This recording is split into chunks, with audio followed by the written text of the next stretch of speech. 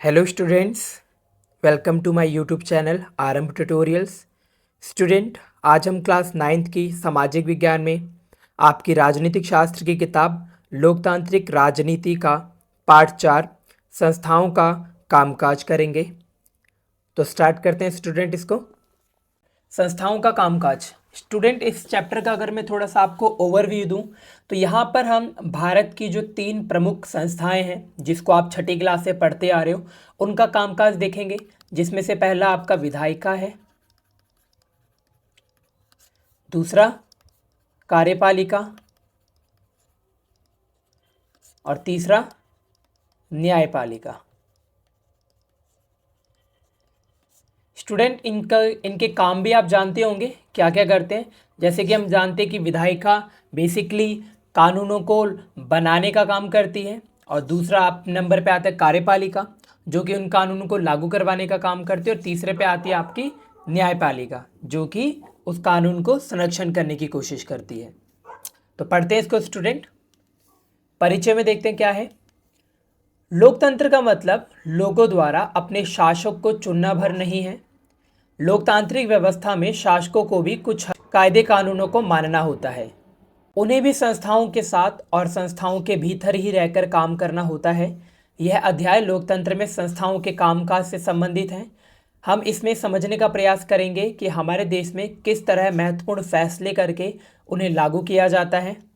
तो हम देखेंगे कि कानूनों को किस तरह लागू किया जाता है महत्वपूर्ण फैसलों के बाद। हम यह भी देखेंगे कि इन फैसलों से संबंधित विवादों को किस तरह सुलझाया जाता है। इस अध्याय में हम इन फैसलों में महत्वपूर्ण भूमिका निभाने वाली 3 संस्थाओं जैसे कि विधायिका, कार्यपालिका और न्यायपालिका, जिसके बारे में अभी मैंने आपको ऊपर बताया, पर ध्यान केंद्रित करेंगे। आप पहले की कक्षाओं में इन संस्थाओं के बारे में कुछ जानकारी हासिल कर चुके होंगे। हम यहाँ उनका संक्षेप में वर्णन करके कुछ और महत्वपूर्ण सवालों पर ध्यान देंगे। हर संस्था के संबंध में हम यह प्रश्न करेंगे कि वह किस तरह से काम करती है, एक संस्था दूसरी संस्था से कैसे जुड़ी है, इनके कामों को क्या चीज़ कम या ज़्यादा लोकतांत्रिक बनाती है। तो ये कुछ प्रश्न हैं जो कि हम इन संस्थाओं के बारे में आगे पढ़ेंगे। इस अध्याय का मुख्य उद्देश्य यह समझना है कि किस तरह ये संस्थाएं मिलकर सरकार का काम करती हैं।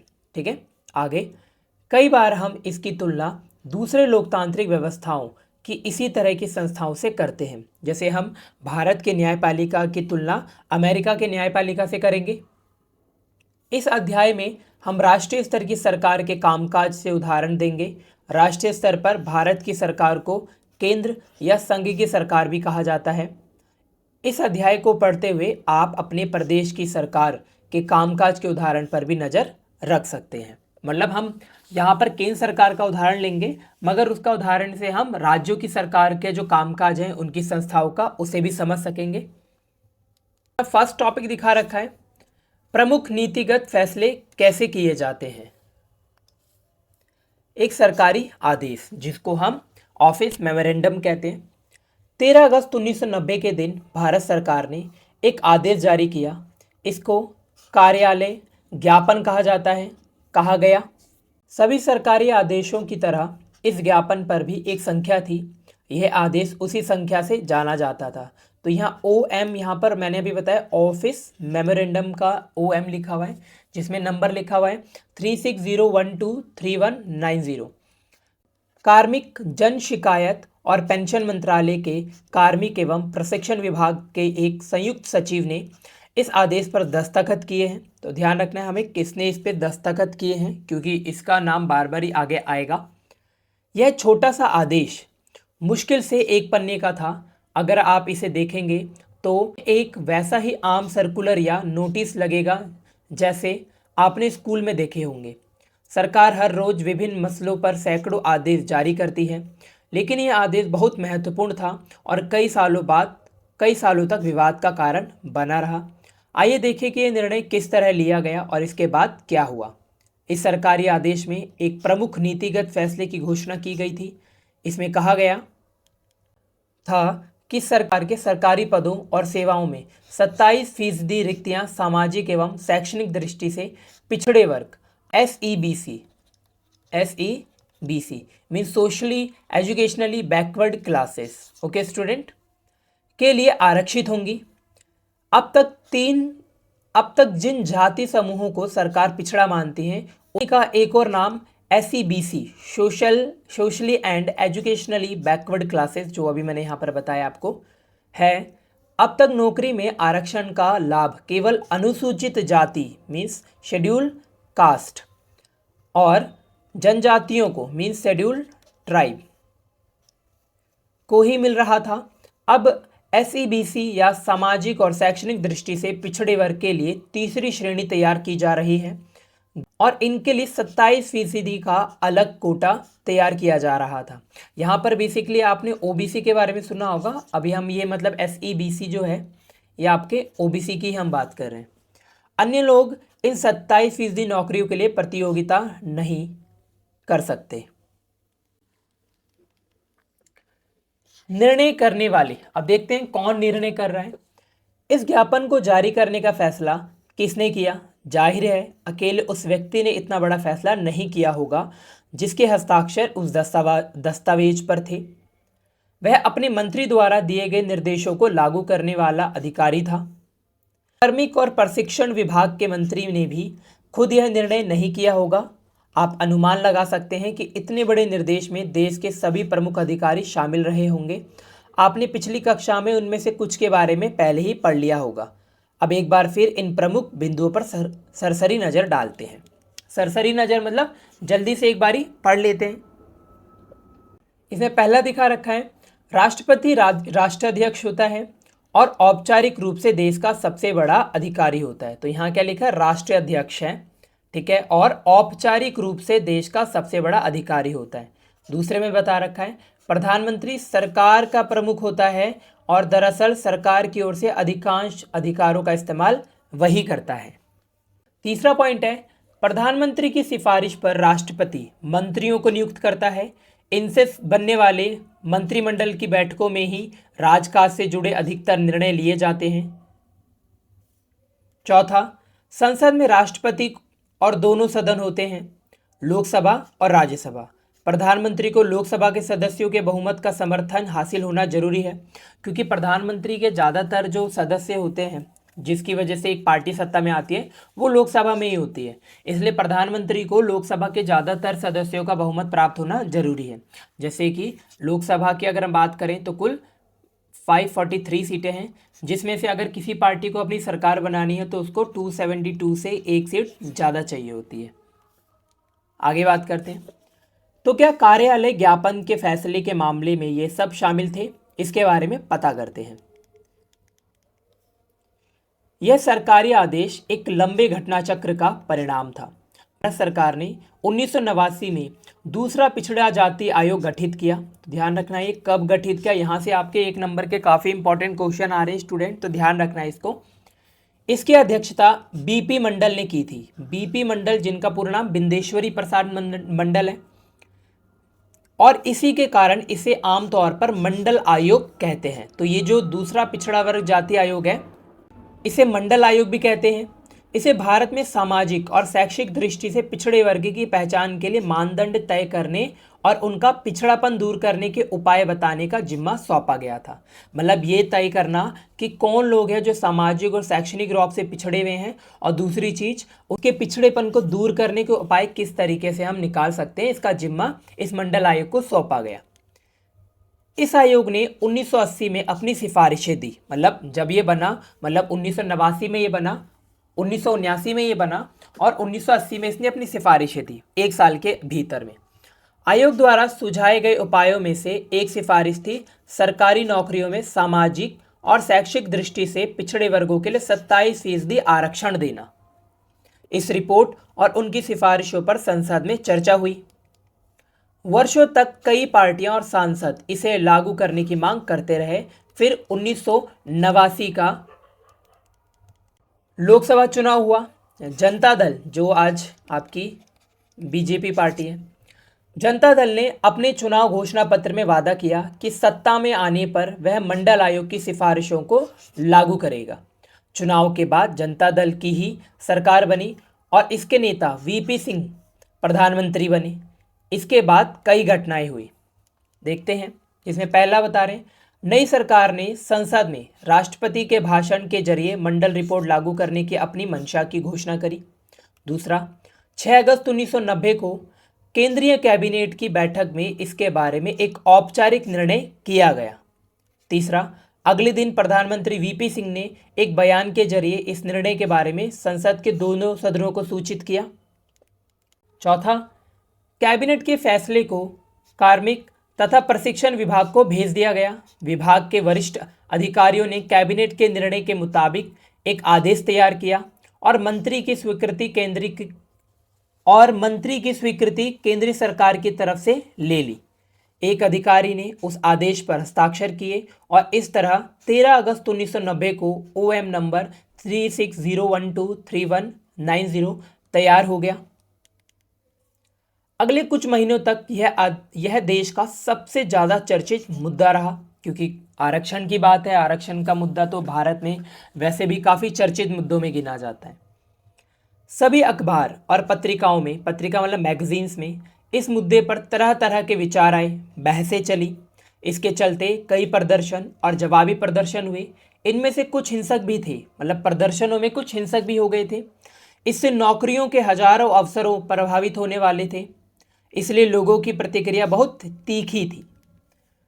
कुछ लोगों का मानना था कि भारत में विभिन्न जातियों के बीच असमानता के कारण ही नौकरियों में आरक्षण जरूरी है। मतलब जो लोग इसके सपोर्ट में थे उनका मानना था कि जातियों के बीच में असमानता होने के कारण ये आरक्षण जरूरी है। मतलब यहाँ पॉजिटिव साइड में बात करी जा रही है।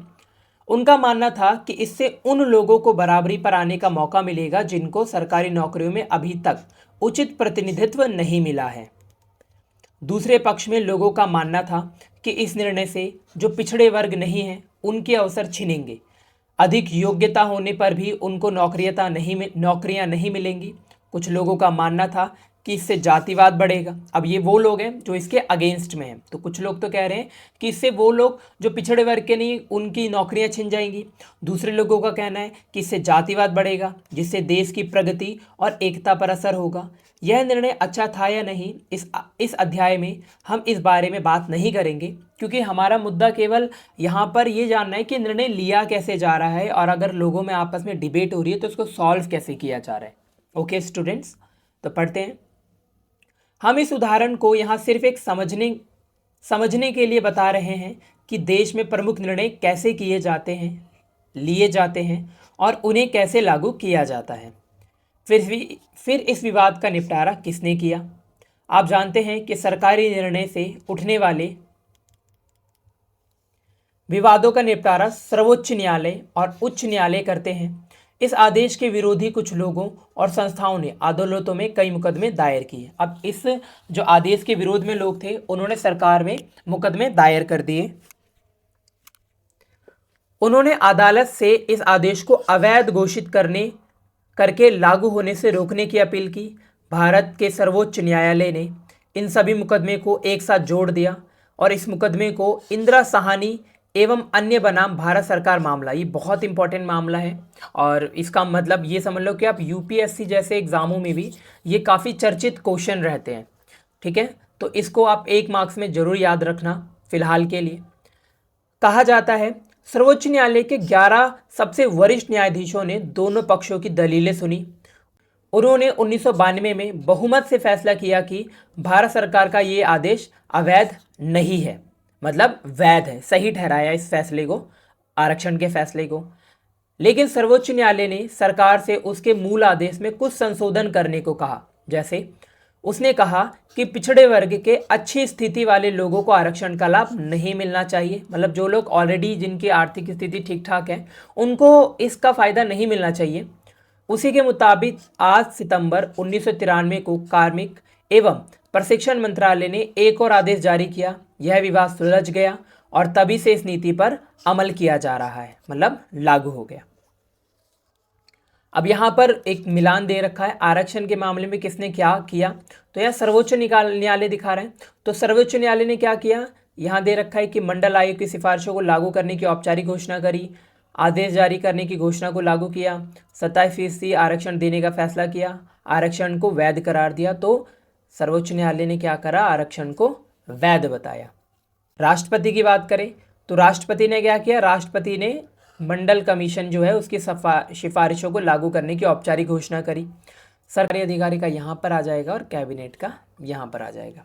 तो आगे बढ़ते हैं स्टूडेंट। अगला टॉपिक है राजनीतिक संस्थाओं की आवश्यकता। अब हमें ये जो संस्थाएं अभी हमने पढ़ा, विधायिका, कार्यपालिका एंड न्यायपालिका, इनकी क्या आवश्यकता है तो देखते हैं स्टूडेंट।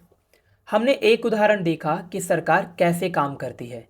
किसी देश को चलाने में इस तरह की कई गतिविधियां शामिल होती हैं।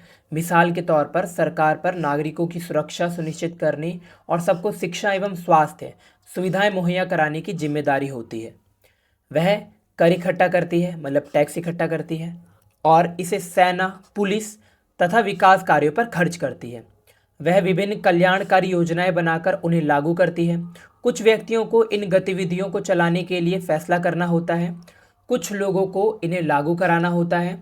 अगर इन फैसलों पर फिर लागू करने में कोई विवाद उठता है तो यह तय करने वाला भी कोई ना कोई होना चाहिए कि क्या सही है और क्या गलत है। तो यहाँ पर बात कर रहे हैं कि इन गतिविधियों का फैसला करना, उनको लागू करना और विवाद उठे तो उसको सुलझाना। तो यहाँ पर हम अभी वही विधायिका, कार्यपालिका और न्यायपालिका की जिम्मेदारी अलग अलग हो जाती है। सबके लिए जानना जरूरी है कि कौन किस काम को करने के लिए जिम्मेदार है। यह भी जरूरी है कि भले ही प्रमुख पदों पर बैठे लोग बदल जाएं, लेकिन ये गतिविधियां जारी रहें। जैसे कि भले ही देश का राष्ट्रपति, प्रधानमंत्री सब बदल जाएं, मगर कामकाज तो चलता ही रहता है, देश तो बढ़ेगा ही आगे। लिहाजा सभी आधुनिक लोकतांत्रिक देशों में इन कामों को देखने के लिए विभिन्न संस्थाएं की गई हैं, विभिन्न व्यवस्थाएं की गई हैं। तो विभिन्न देशों की अगर बात करें, जो लोकतांत्रिक देश हैं, वहां पर भी अलग अलग व्यवस्थाएं हैं संस्थाओं के रूप में। इस तरह की व्यवस्थाओं को संस्थाएं कहते हैं। कोई भी लोकतंत्र तभी ठीक से काम करता है जब ये संस्थाएं अपने काम को अच्छी तरह करती है। किसी भी देश के संविधान में प्रत्येक संस्था के अधिकारों और कार्यों के बारे में बुनियादी नियमों का वर्णन होता है। तो मतलब संविधान में ही ये चीज़ बताया गया होता है कि विधायिका, कार्यपालिका और न्यायपालिका की अलग अलग शक्तियाँ क्या क्या हैं। दिए गए उदाहरण में हमने इस तरह की विभिन्न संस्थाओं को काम करते देखा। तो यहाँ आगे देखते हैं। पहला, प्रधानमंत्री और कैबिनेट ऐसी संस्थाएं हैं जो सभी महत्वपूर्ण नीतिगत फैसले करती हैं। दूसरा, मंत्रियों द्वारा किए गए फैसले को लागू करने के उपायों के लिए एक निकाय के रूप में नौकरशाह जिम्मेदार हैं, जिसको हम सिविल सर्वेंट्स कहते हैं। तीसरा, सर्वोच्च न्यायालय वह संस्था है जहां नागरिक और सरकार के बीच विवाद अंततः सुलझाए जाते हैं। तो आगे देखते हैं। क्या आप इस उदाहरण में दूसरी संस्थाओं के बारे में सोच सकते हैं, उनकी भूमिका क्या है? संस्थाओं के साथ काम करना आसान नहीं है। संस्थाओं के साथ कायदे कानून जुड़े होते हैं, इनसे नेताओं के हाथ बंध सकते हैं। संस्थाओं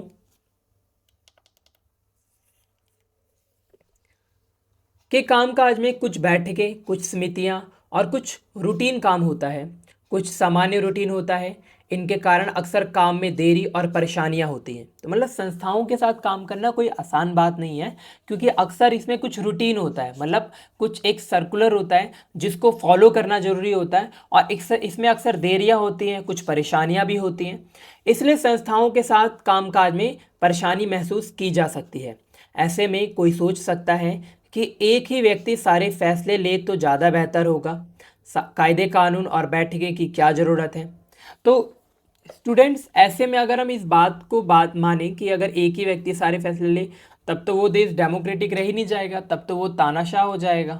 तो तानाशाह क्या करना है हमें बनाकर? हमें तो एक लोकतांत्रिक देश बनाना है। और ऐसा नहीं है कि अगर देरी हो रही है, उसमें कोई परेशानी हो रही है तो कोई नेगेटिव बात है, इसमें भी पॉजिटिविटी है। देखते हैं हम आगे क्या पॉजिटिविटी है।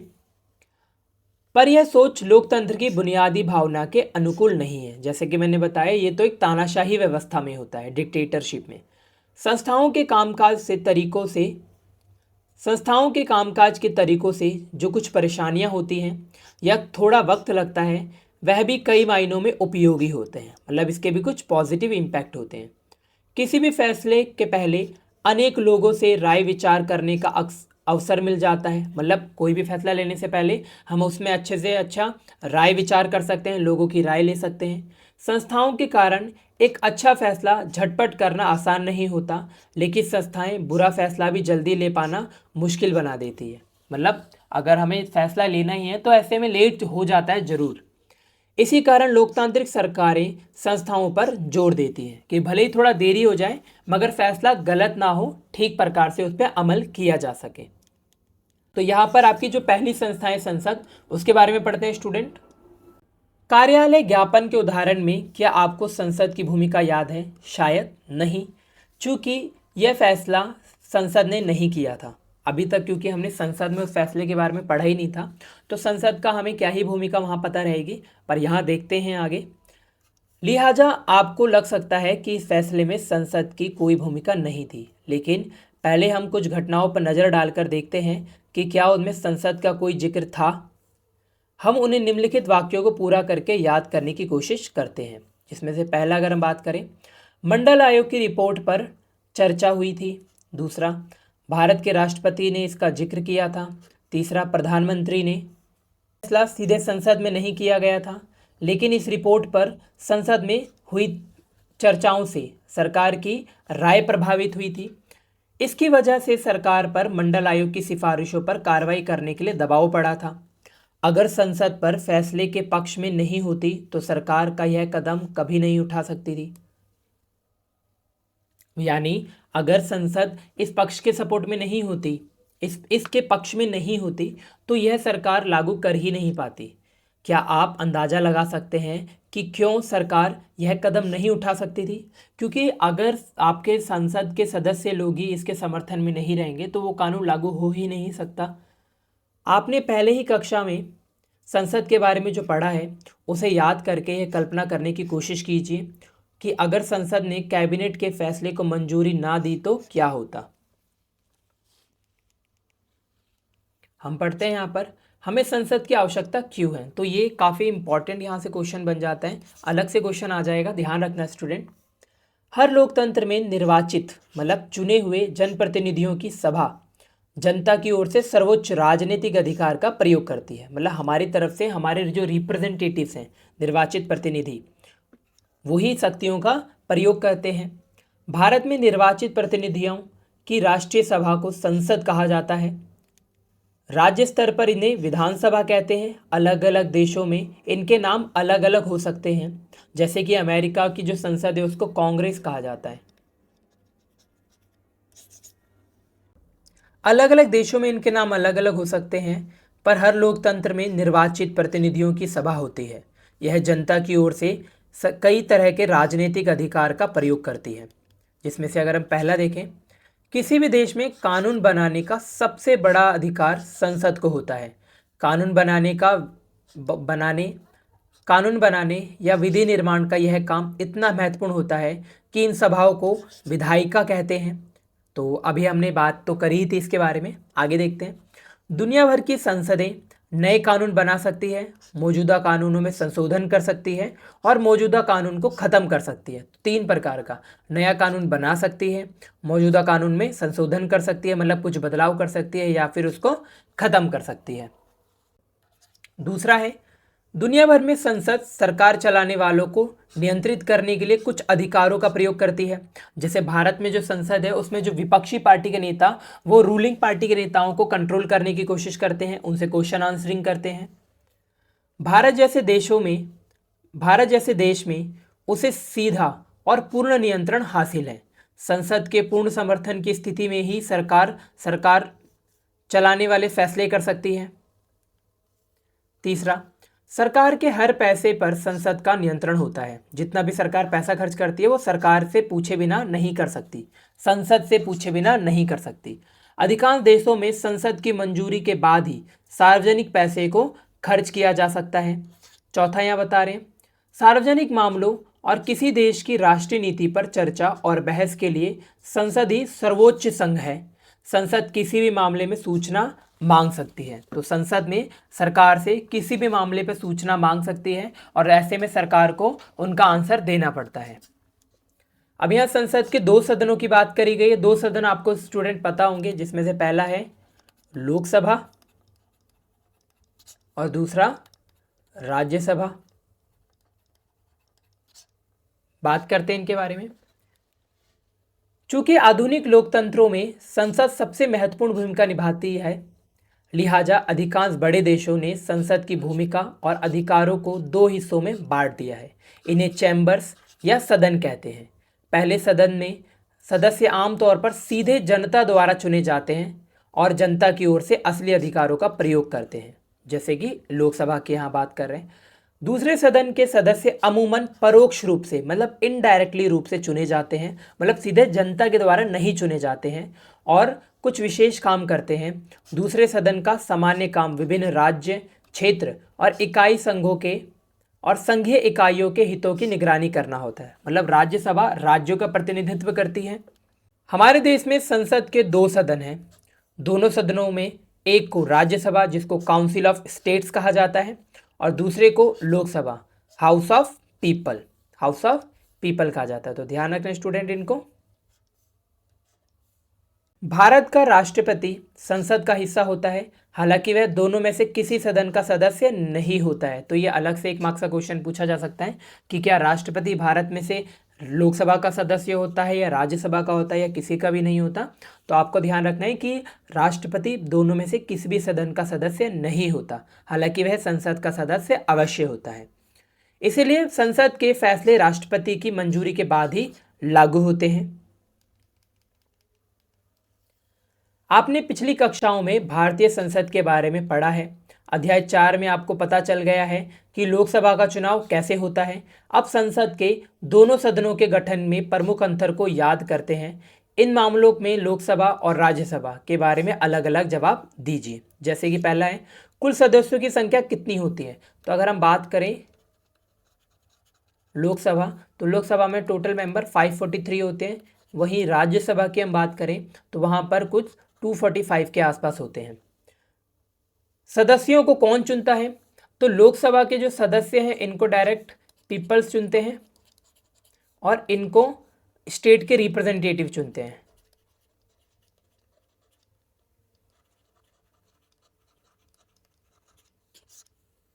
तीसरी हम बात करें उनका कार्यकाल, तो लोकसभा का जो कार्यकाल है वो 5 साल का होता है और राज्यसभा का 6 साल का होता है। तो ध्यान रखना है स्टूडेंट इसको। क्या सदन को हमेशा के लिए भंग किया जा सकता है या वह स्थायी है।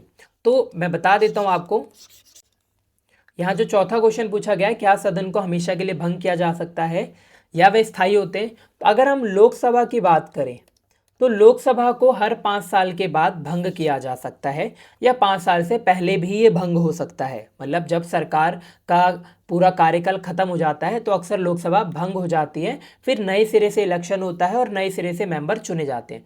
परंतु जब राज्यसभा की बात करें, यह कभी भी भंग नहीं होती, ये हमेशा चलती रहती है। अर्थात यहाँ पर अगर मैं बात करूँ तो हर 2 साल पर एक तिहाई सदस्य जो हैं वो हट जाते हैं और उनकी जगह नए सदस्य चुन के आते हैं। मतलब पूरी तरह से राज्यसभा के मेंबर ना तो कभी हटते हैं और ना ही कभी निर्वाचित होते हैं। इसलिए राज्यसभा जो आपका स्थायी सदन है और लोकसभा आपका अस्थायी सदन है। Okay student. अगला टॉपिक स्टूडेंट लोकसभा बनाम राज्यसभा दे रखा है। इसको स्टूडेंट हम इस चैप्टर की नेक्स्ट वीडियो में कवर करेंगे, क्योंकि ये वीडियो काफ़ी लंबा हो जाएगा, इसलिए हम इसको 2 पार्ट में करके आसानी से कवर कर लेंगे। तो students, thanks for watching my videos. जुड़े रहिए आरएम ट्यूटोरियल के साथ।